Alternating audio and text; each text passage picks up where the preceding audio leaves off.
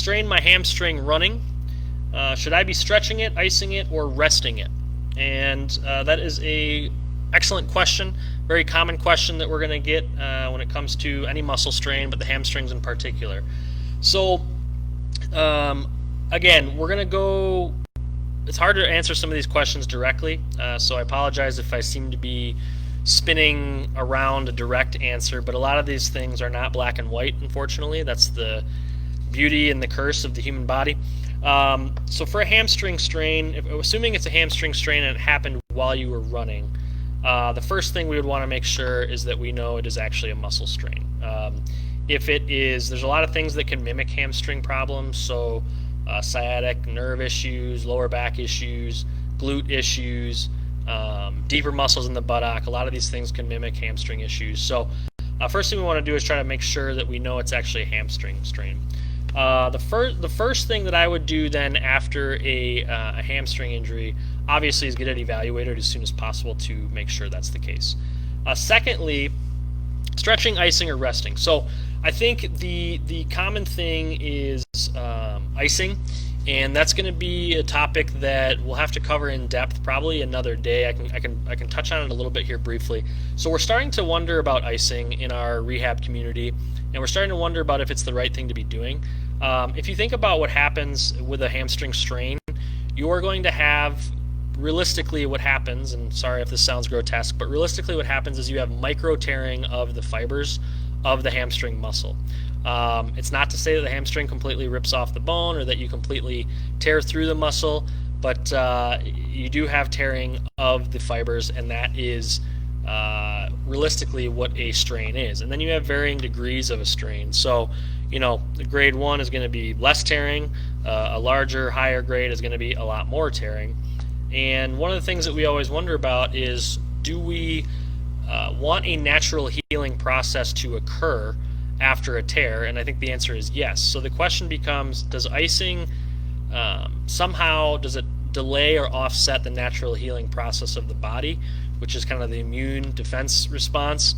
And some people are starting to argue that icing may not be the best thing to do because it may delay that natural healing process. So if that's not necessarily a guarantee to be a good thing, then I think the other thing we want to look at is what can we do for pain relief. The first goal has to be pain relief. So resting it, certainly you want to rest enough where you're backing off of high intensity exercises. You don't want to be doing impact type things. You don't want to be doing rapid movements. And you probably don't want to be taking on a lot of high resistance afterwards. But you do want to rest it and elevate potentially intermittently.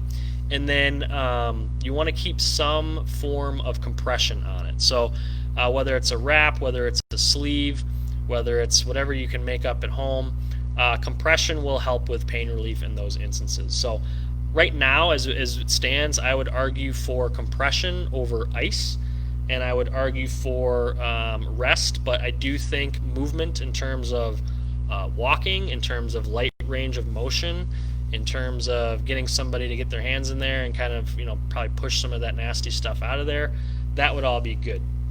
Now, sooner than later, you do want to be very, very gently loading or working on strengthening of that hamstring. So the other answer to this question is you do not want to be resting or laying off of it for too long. And the reason being is with that response, with that immune response and that healing response, you're going to have a natural reforming of those tissues. And if you can do a right kind of strengthening, there's an appropriate kind of strengthening which is called isometric early on, where you're asking the muscle to do a little bit of work, but it's not going through a big range of motion. Early on, the right amount of that and the right intensity of that can help that tissue lay back down and repair a little bit better, a little bit more efficiently. So when we're looking at scar tissue or different things, usually that's not as much of a bad thing as people will make it out to be. But we want to help that scar tissue or that repairing tissue, we want to help it lay down properly, and so that isometric strengthening can be a good option early on.